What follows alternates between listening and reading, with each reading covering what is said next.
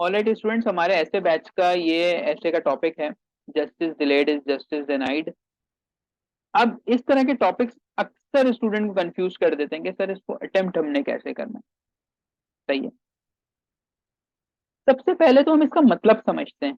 आप लोगों की नजर में इसका मतलब क्या, आप चैट पे बता दीजिएगा। ठीक है, मुझे चैट पे लिख के बता दें कि सर हमारे नजदीक इसका ये मतलब है।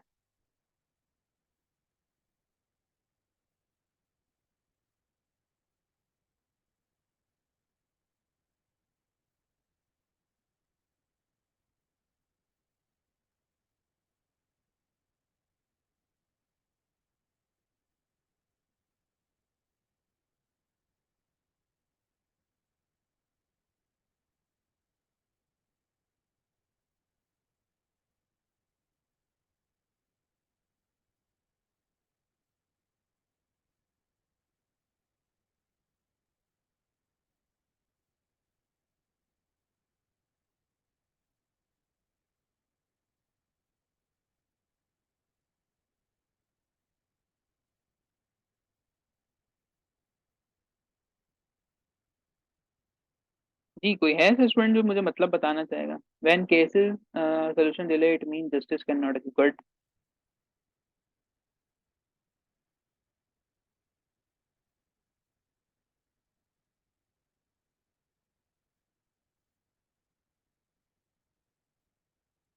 जस्टिस डिलेड मीन जस्टिस नहीं मिलेगा, यस। आपको हमारा कानून तो पता है बेटा, आपने भी अगर आप लोग थोड़ी बहुत न्यूज़ सुनते हो तो आपको इस चीज के बारे में तो इल्म होगा कि हमारे ऐसे कुछ केसेस हैं जिसमें 10-10 साल लगे, किसी में 40-40 साल लग गए। सुने आप लोगों ने इस तरह के केसेस?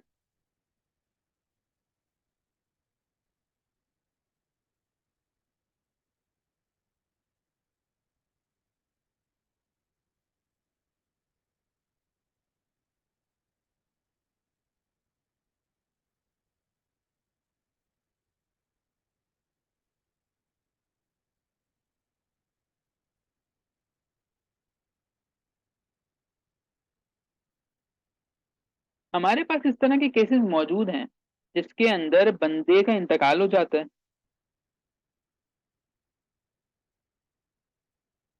ठीक है, बंदे का इंतकाल हो गया और फिर उसको बाद में पता चलता है कि अच्छा जेल में इंतकाल हुआ है, और बाद में पता चलता है कि जी वो बाइज्जत बरी होने वाला था और उसके ऊपर ना झूठी एलिगेशंस थी और इस तरह का सिलसिला। तो थिंग इज कि ऐसा क्यों है?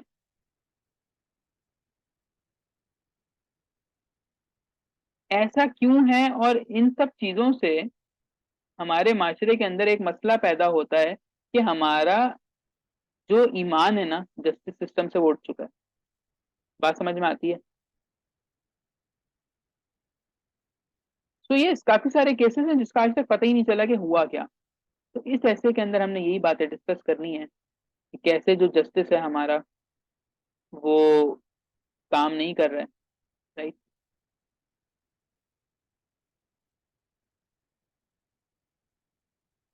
ठीक है जनाब, आगे चलते हैं। सबसे पहले हमने इस ऐसे में करना क्या है कि हमने यहाँ मिसालें देके अपनी बात को प्रूव करना है।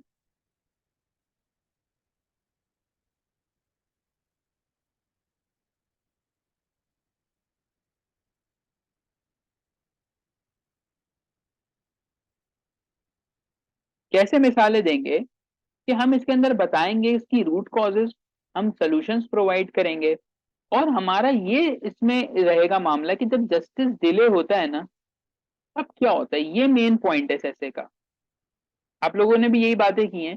यदि जस्टिस हम डिले कर दें, मतलब अभी हमने इनकार नहीं किया बेटा, केस आया कोर्ट में, कोर्ट ने कहा ठीक है हम इस पे ऊपर अप्लाई करेंगे, और अभी कोर्ट ने 2 साल का अरसा लिया, 5 साल का अरसा लिया, या 50 साल का अरसा लिया, जो भी है उसके जो इफेक्ट है ना हम उसके ऊपर बात करेंगे।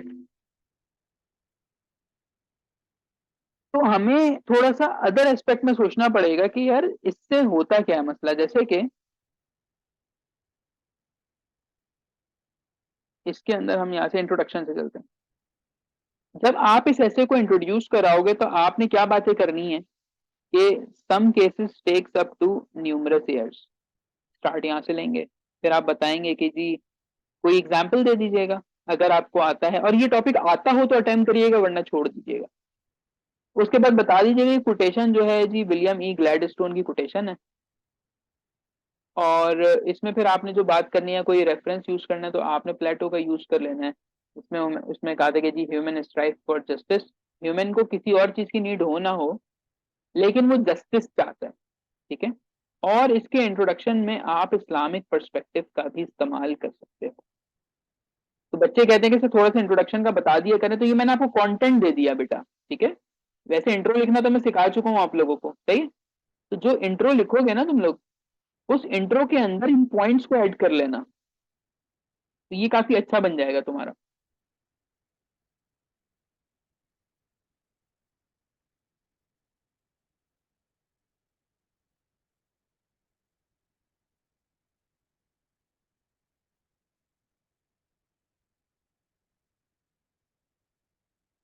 समझ में आया?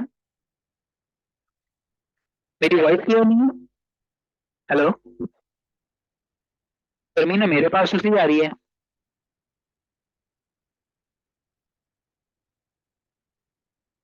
बाकी स्टूडेंट्स बता दें मुझे।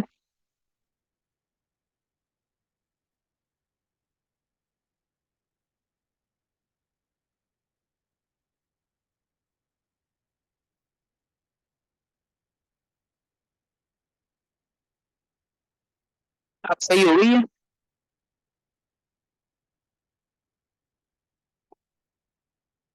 मैंने फोन से भी कनेक्ट किया हुआ है, तो उससे तो मुझे सही लग रही है।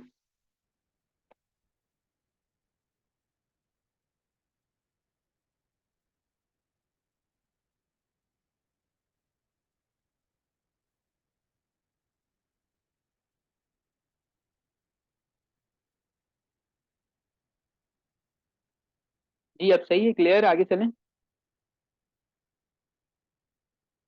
ओके। बेटा समझ में आ गया कि इंट्रोडक्शन में हमने क्या क्या बातें करनी है। ठीक है। सबसे पहले देखते हैं कि जी रूट कॉजेज क्या क्या है, कि भाई डिले होता क्यों है। जुडिशरी में करप्शन है, जिस हिसाब की हमारी आबादी है उतना स्टाफ नहीं मौजूद, कोड ऑफ कंडक्ट किसी के पास भी नहीं पता किसी को क्या करना है प्रॉपरली, कुछ किसी को नहीं पता, जिसने केस दायर करना है उसके पास अवेयरनेस नहीं है। अभी हम ये पॉइंट्स देखेंगे फिर हम इसके ऊपर बात करेंगे, वो आप चाहें तो लिख भी सकते हैं। Lack of trust in law enforcement agencies, और स्पीड ऑफ जस्टिस यानी स्पीडी जस्टिस नहीं है हमारे पास, ये रूट कॉज है। अब करप्शन इन जुडिशरी क्या है कि एक बहुत जबरदस्त एक बात है कि जी हर शख्स बिकता है। ठीक है। हर शख्स बिकता है, आप सिर्फ कीमत उसकी सही अदा कर दो। तो आपकी जुडिशरी भी ऐसे ही है बेटा, ह्यूमन है ना, इंसान है। ये ओवरऑल के रेफरेंस से करोगे आप, क्योंकि जस्टिस जो है वो ओवरऑल से आएगा ना।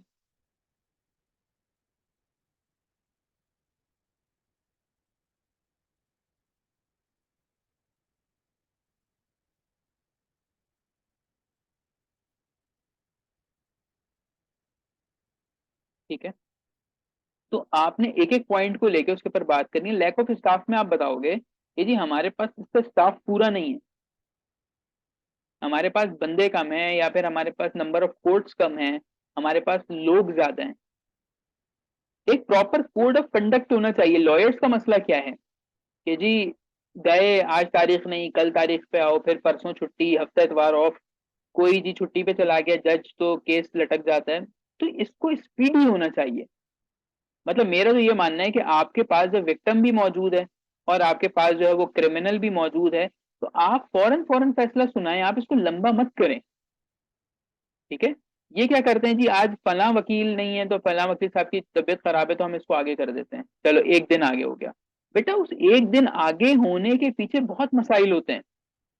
उस एक दिन में क्या होता है कि जो दूसरी इन्फ्लुएंशियल पार्टी होती है वो विक्टिम के घर चली जाती है, या तो उनको पैसे ऑफर करती है या और मजीद डराती है, वो अपना केस वापस ले लेंगे। जितना तुम टाइम दोगे ना चीजों को वो खराब होंगी। बात समझ में आ रही है?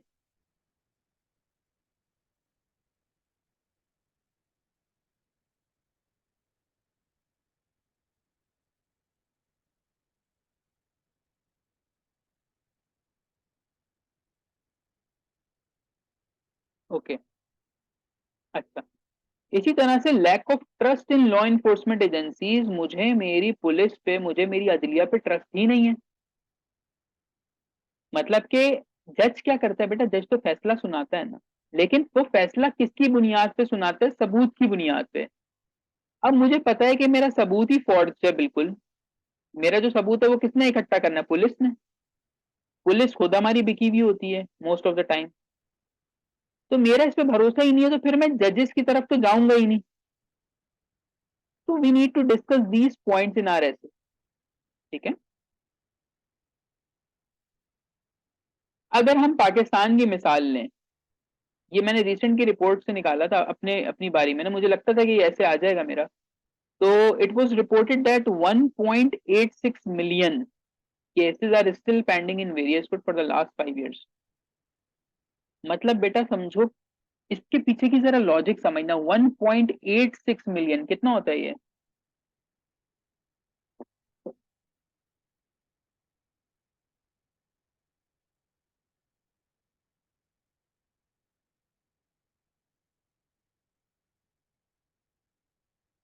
1.86 मिलियन को अगर हम बात करें कि चलो ये 1.86 मिलियन पेंडिंग है, तो इसका मतलब क्रिमिनल और विक्टिम दोनों फंसे हुए हैं। फिर इनकी फैमिलीज होंगी, जाहिर है क्रिमिनल की फैमिली में भी आप लगा लो 5 से 7 बंदा ऑन एन एवरेज, विक्टिम की फैमिली में भी 5 से 7 बच्चों बंदा ऑन एन एवरेज होगा। अब आप इन सब लोगों को मल्टीप्लाई करो, नंबर ऑफ केसेस को 2 से मल्टीप्लाई करें, फिर इनकी फैमिलीज, बेटा ये सारे लोग परेशान होंगे इस टाइम पे।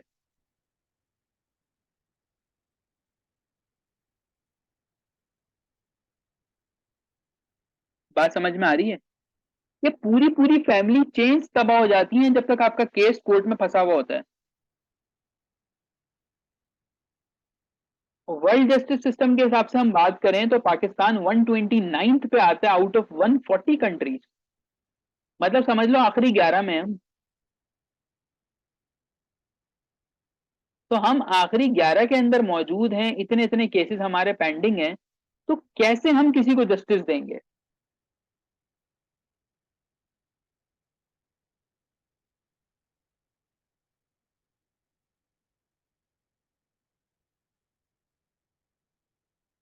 ठीक है, बात समझ में आ रही है?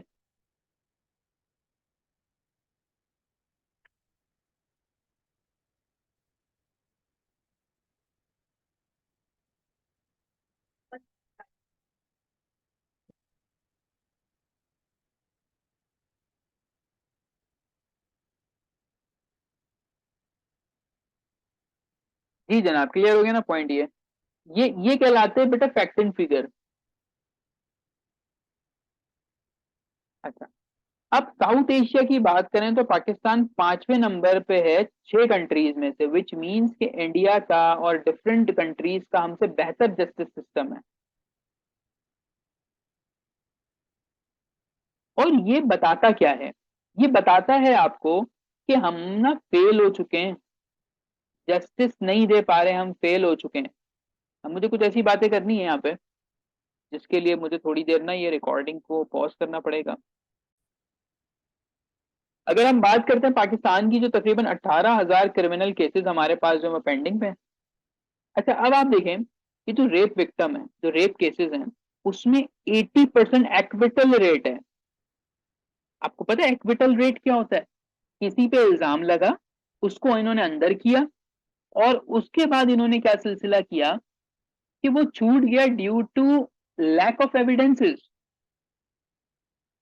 क्योंकि हमारे माशरे में है कि जी इज्जत इज्जत इज्जत का इतना रोना है हमारे माशरे के अंदर कि लोग अपने केसेस वापसी कर लेते हैं, विड्रॉ करा लेते हैं।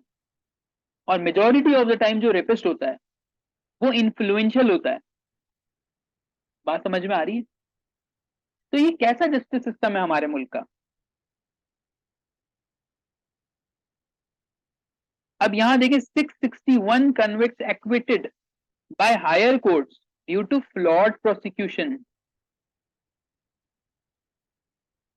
आपकी प्रोसिक्यूशन ने सही काम नहीं किया, बिक गए, पैसे ले लिए, तो आपके जो मजीद लोग हैं वो हायर कोर्ट से जाके बरी हो जाते हैं। तो this is your justice system. ठीक है। अब मामला ये है कि सर देखें बुराइयां हैं, ये सारी बुराइयां मौजूद है ना, these are the root causes. अब मामला ये है कि सर इसकी रिकमेंडेशंस क्या होनी चाहिए। मेरे नजदीक सबसे पहली रिकमेंडेशंस ये हो कि हम अपना केस जो है ना वो 24 घंटे में किसी भी टाइम फाइल कर सकें। मतलब जैसे तुम लोग जूम की क्लास लेते हो ना, तुमने लैपटॉप ऑन किया, एप्लीकेशन खोली, तुमने अपना केस किया और डाल दिया भाई, सेंड कर दिया।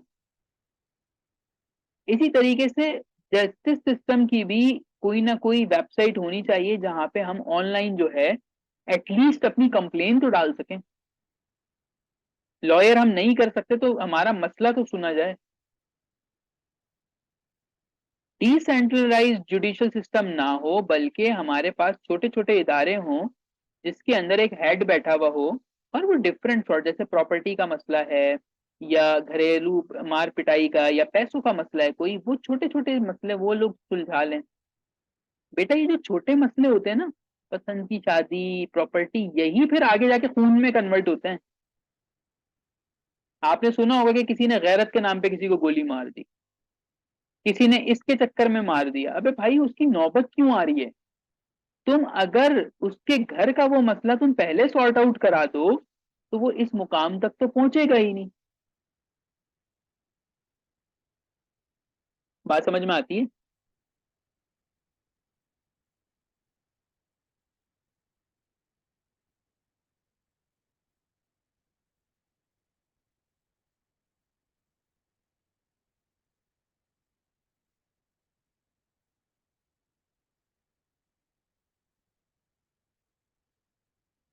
ओके। एक और रिकमेंडेशन है जो कि आप डालोगे तो उसे पता चलेगा कि जी बंदा जो है वो पढ़ा लिखा है, उसे idea, that is ombudsman office. Ombudsman office क्या होता है? ये एक छोटा सा इदारा बनाया हुआ होता है, गवर्नमेंट ने ही बनाया होता है। इसके अंदर आपने जाके सिर्फ एप्लीकेशन डालनी है बस। वो तो बात की बात है, स्ट्रीट कैमरास किसी चीज का हल नहीं है। ये हमारी जो है वो हायर पुलिस में अक्सर डॉन में पड़ा रहा होता हूँ तो वो कहते हैं कि जी कराची में क्राइम्स बढ़ गए तो हम जो है वो स्ट्रीट कैमरा लगवाएंगे और ऐसा है वैसा। It's just wastage of time है ये। स्ट्रीट कैमरा के लिए सबसे पहले होगा जी कि टेंडर पास किया जाएगा, जी 4 करोड़ के कैमरास चाहिए हमें, फिर उसको लगाओ, उसका इंफ्रास्ट्रक्चर, फिर जी चल नहीं रहे वो। हमें जो है ना वो रिस्पॉन्सिव करना है अपने आप को। पहले प्रोटेक्टिव करें कि भाई क्राइम हो ही ना, उसके बाद हम आएंगे रिस्पॉन्सिवनेस के ऊपर। कमिंग बैक, ऑम्बुड्समैन ऑफिस क्या है बेटा? ये एक ऑफिस होता है, वफाकी मुतहस्सिब का इसको कहा जाता है उर्दू के अंदर। इसमें आप क्या करते हो, आपको किसी से भी मसला, आपने एप्लीकेशन यहाँ पे डाली, और फिर ये इदारा विदाउट एनी प्रायर नोटिस वगैरह ये उसके ऊपर एक्ट करेगा। और इसके अंदर कोई आपको वकील, कोई पैसे कुछ भी नहीं देने पड़ते, ये लेजिस्लेशन को खुद जाके फिर डील करता है उसको ना। ये कराची में भी मौजूद है और ये डिफरेंट जगहों पे भी होता है, ये ऑम्बुड्समैन ऑफिस होता है। तो हम इसकी तादाद बढ़ा सकते हैं, या नॉलेज जैसे आप लोगों को अगर इसकी नहीं थी पहले तो अब हो गई। हालांकि ये आपको बचपन से पता होना चाहिए कि जी अगर कोर्ट नहीं जा सकते हम तो हम कहीं और जा सकते हैं। ठीक है। उसके बाद है जी डिमिनिश कोर्ट्स, डेनिश कोर्ट्स। यहाँ पे मैंने ये एग्जांपल दी थी कि डेनमार्क, फिनलैंड और स्विट्जरलैंड बेटा जस्टिस में नंबर 1 पे आते हैं, हैप्पीनेस में भी नंबर 1 पे आते हैं। ये बात तो पता होगी आपको। तो डेनिश कोर्ट्स ने क्या किया है, उन्होंने मॉडर्नाइज कर दिया अपने जुडिशियल सिस्टम को। डिजिटल टेक्नोलॉजी आ गई। हमारे यहाँ आज तक साइन अटेस्ट फोटोकॉपी पे ही चल रहा है सिलसिला। मतलब मुझे अगर अटेस्ट करवाना है तो मैं खुद से स्टेम बना के, सदर उर्दू बाजार से स्टेम बना के लगा सकता हूँ किसी भी चीज पे। और जो 17 ग्रेड का अफसर या 18 ग्रेड का अफसर अटेस्ट कर रहा था वो देखता भी नहीं है क्या चीज है। बात समझ में आ रही है? तो हमें डैनिश कोर्ट्स यानी डेनमार्क, स्विट्जरलैंड, फिनलैंड, हमें उससे मिसालें देनी होंगी अपनी बात को प्रूव करने के लिए। पॉइंट्स क्लियर हो गए रिकमेंडेशंस के?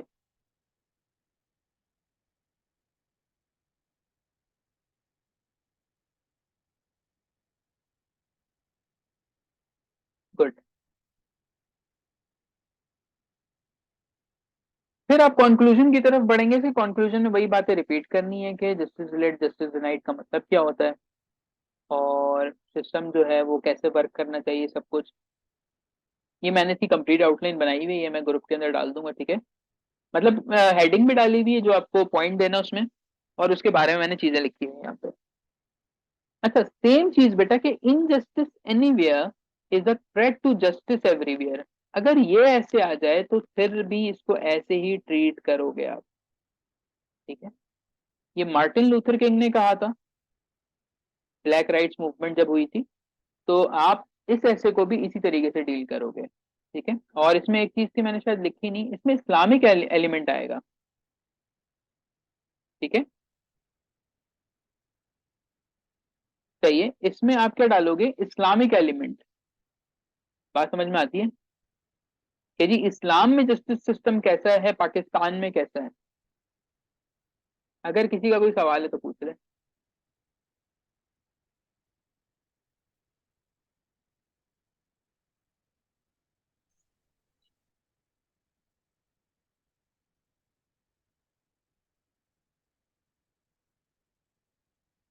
जी आप अपना माइक भी ओपन कर सकते हो, चैट पे भी पूछ सकते हो, इससे रिलेटेड अगर कोई सवाल है तो।